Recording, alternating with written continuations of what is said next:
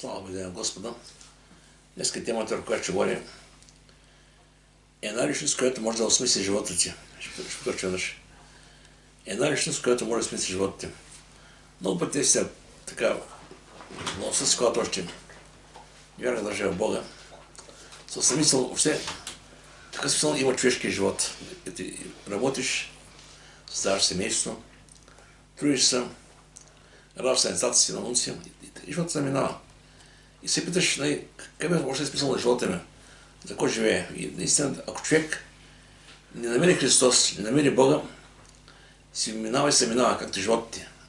Обаче, за жалост, много хора наистина казват, това е живота на неща. Я шпи, но си нали това остава. Обаче, Словото може да разкрие, че има нещо много важно. Има да познаем Господа Исуса Христа.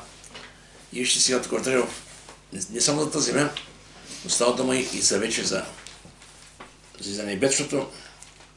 Има хора, които вярват само на тази земя. Искат да берекет, да бъдат здрави, да няма война и други неща. Обаче Словото Божие говори нещо повече. Каза така, ако само в този живот се надяваме на Христа, доски човек сме на съжаление. Значи, ако нашата вяра е само за тази земя, какво да ползва тогава? Така не ще приемем. Важното е да ми вярва в Господа и в вечността. И Словото Божие казва, че трябва човек да срещне Господа и тогава става реалната промяна в него. Защото противно, че се получава така на религиозност. Сега много хора казват, аз съм християнин, аз съм вярващ, живея в България. Имаме сега доста аргументи, с които не се мислим, че вярващи, други хора сме. Обаче, Словото Божие казва, че без Христос няма Бог. Сами Исус казва Словото Божие, аз съм пътят, аз съм истината, аз съм и живота. И никой не дохожда при Отца си чрез мен. Значи трябва човек да срещне Христос. И тук Словото Божие казва така, Йоанна 1:17. Никой, когато не е видял Бога, и народният син, който е в лоното Отца, той го изяви. И сега дума, Исус дойде на тази земя да изяви Бога. Сега, ако кажем наистина, че какво е точно Бог? Едва ли има човек, който може да характеризира какво е точно Бог. Бог е навсякъде, той е във всичко, няма място, където него да го няма. В Псалмите ти казва, ти горе ти си там, сега долу пак си там.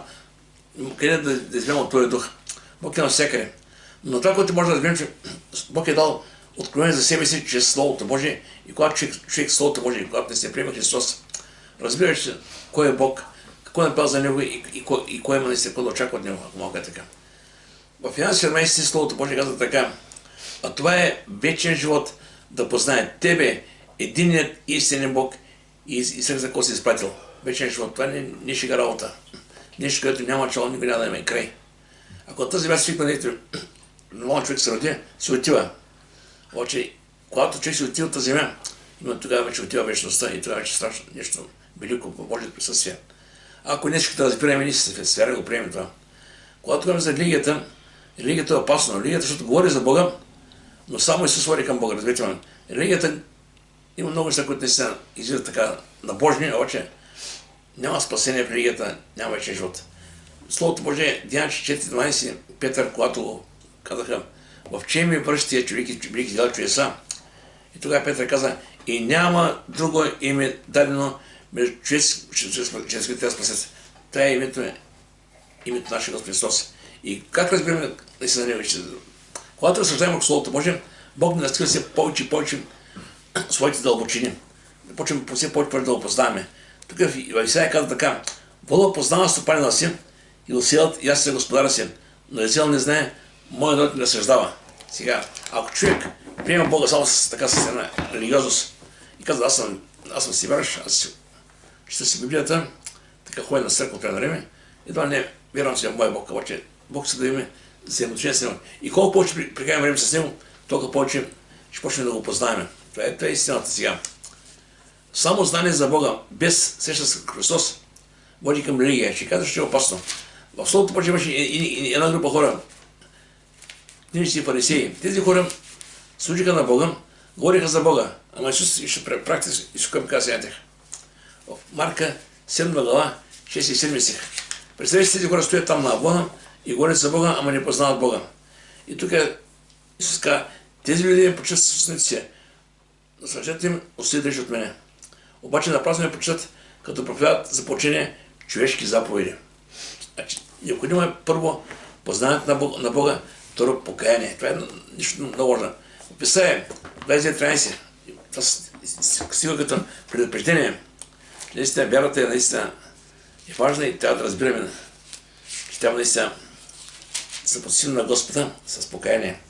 Казва така: и рече Господ: този народ се приближава към мен в устата си и ме почита с устници, но сърцата им стоят далеч от мене и благоволението ми към мене по човешки поучения, личи по-багалски. Значи Бог вижда сърцата на хората и Бог познава всеки един, кой с какъв мотив и да при Бога и служението му и всичко, което върши. В Езекил пише сега, даже каза така, това е едно като предупреждение повече. И към нас днес. Така, те идват при тебе, както правят обикновено и сядат при тебе като мой народ. Дошли думите им, но не ги изпълняват. С това си показват много любов, сърцата им отиват след печалбите им. И ето ти си им любимам като любима песен от човек, който има сладък глас и свири добре, защото те слушат думите, но не ги изпълняват. Така че отидем на църква, хвалението чудесно, насърчаваме се, защото Словото Божие е хубаво. И сами обаче продължаваме да забравяме какво сме били. Това е много, много страшно. Значи, Словото Божие ти предупреждава, че знанието само по себе си, ако не те казва апостол Павел, знанието възгордява, любовта се дава.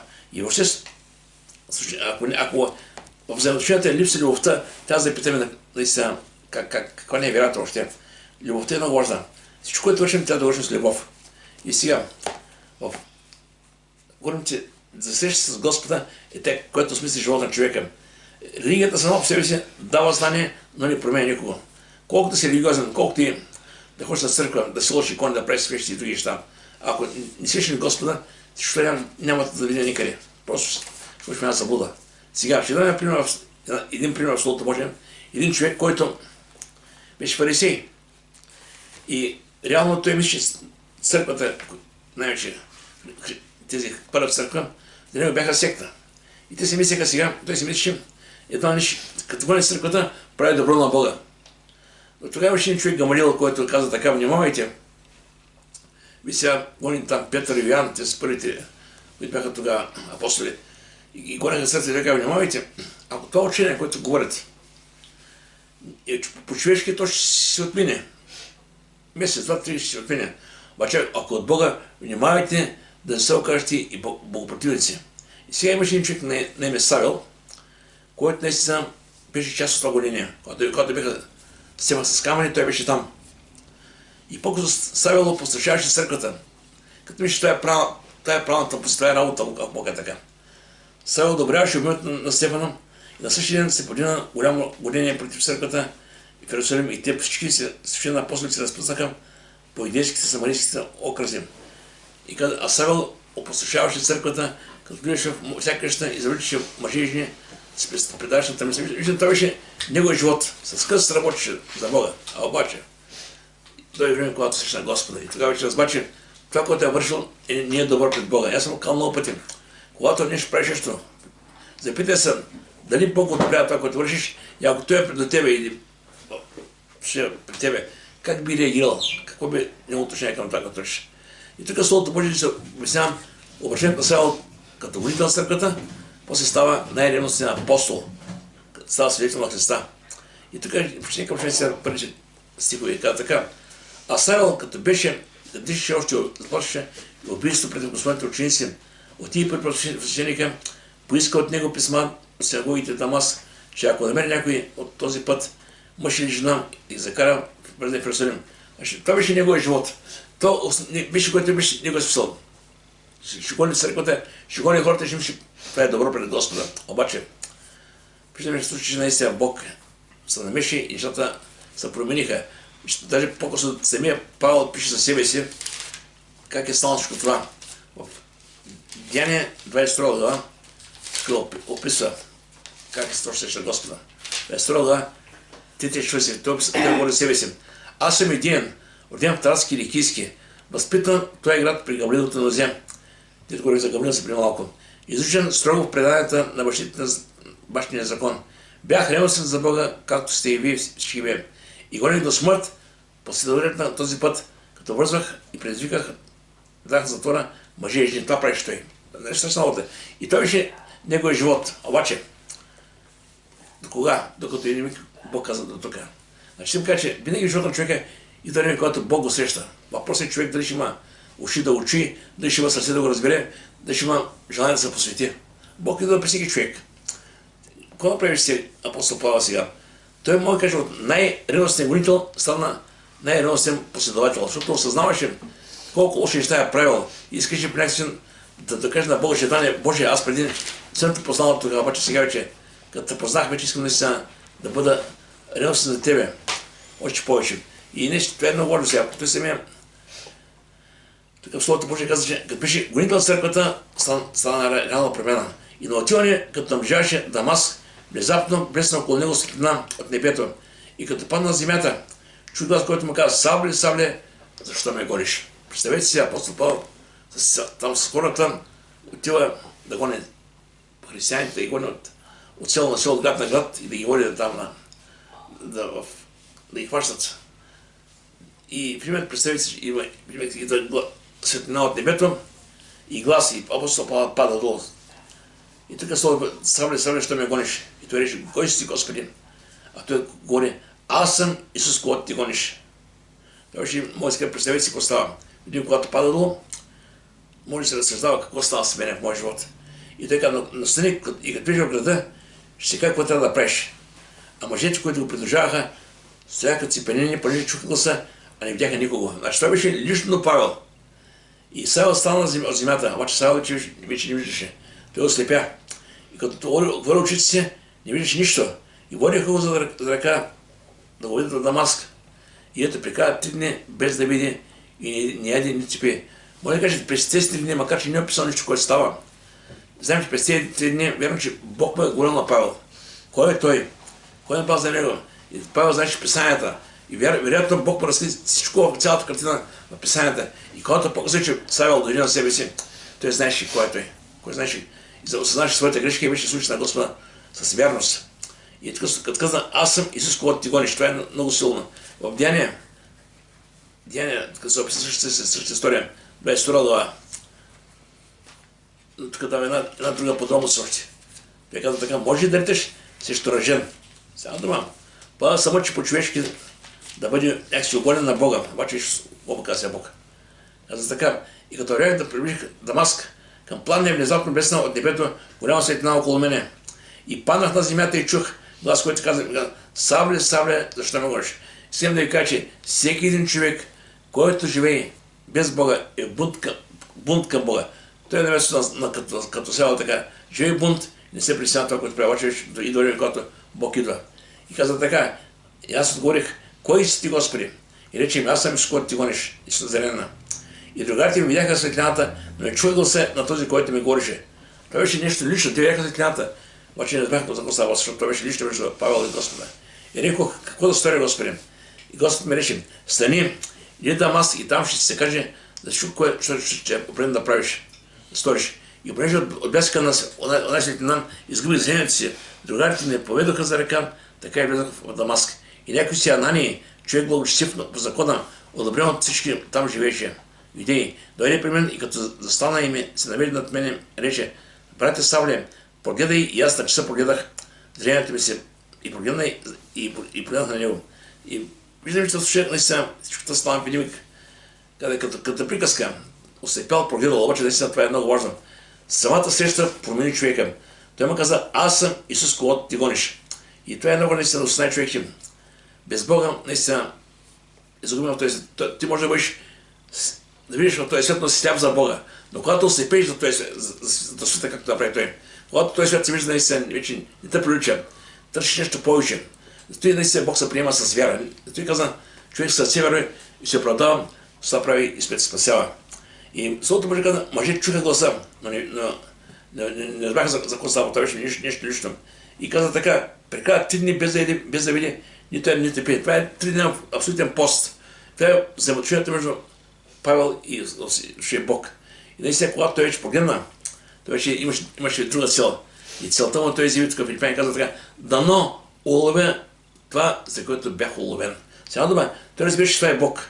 Искаше наистина, имаш тази ревност за Бога, но преди не знаеш истината. Но когато срещна Господа, каза така: не се получва вече, че се встана вече съвършен, но го не изподири. Дано уловя понеже аз бях ловен от Христа Исуса. Както сега дума, както бях ловен от Господа, така искам наистина да извърша това, за което наистина Бог ме е ловил, Бог ме е прибрал. Сега, Господ говори на много интересно в Деяния писание, Господ говори на Анани, че при него ще дойде Павел. И тогава Анани начало се опова. А не каза, Анани, този човек го знам, той е гонител. Не е добър човек. Обаче, ще къса сега. Господ каза, стани, иди на улицата, която се нарича Павла, права. И попитай вкъщи на вида един търсиян на име Савел, защото той се моли, тук става, той говори на Анани. И е видял един човек на име Анани да влиза, да му полага ръка, на него да прогледа. И Анани отговори, Господи, чул се от мнозина за този човек, колко зло е сторил на твоите в Иерусалим. Виждаме, той вече Савел имаше име, вече говориха за него, че наистина прави само лошо от църквата. И той каза, не, Господи, едва не, ти си сбъркал с този човек. Това не е човека. Обаче Господ каза, и тук ме власт от главни свещеници да вържем всички, които производят твоето име. Господ да рече, иди, защото той ме е съд. Избран разгласява моето име пред народите и цари и пред враговете, пред израелтяните, извинявайте. Защото аз ще му покажа колко много ще трябва да поставя за името ми. И те Анани отиде, влезе в къщата и като положи ръката на ръбата си каза, брате Савле, Господ не спрати. Слава да не Господи. Сега да кажа, че когато наистина човек се обърне, когато идва Бог и го посещава, Бог дава възможност човек да избере Бога и да се покая да спаси. И апостол Павел не пита вече никого. Той тръгва да проповядва Словото Божие с тази ревност, която наистина има в сърцето си. И той веднага почва да проповядва Словото Божие и отива първо при своите хора, там където е излязъл, от идеите, фарисеите, и му обяснява истината, тъй като не може да е толкова лесно. И той каза, това беше моята част към вас, сега ще отивам при езичните си. Така не, че видим Богата вест, ако изглежда много проста, елементарна, човек трябва да приеме, се посвети да каже, Господи, да, тебе да ме смисъл на живота си. И промяната, която става, промяната, която става в Савел, е промяната, която става всеки един от нас, така искам накратко да кажа няколко думи сега.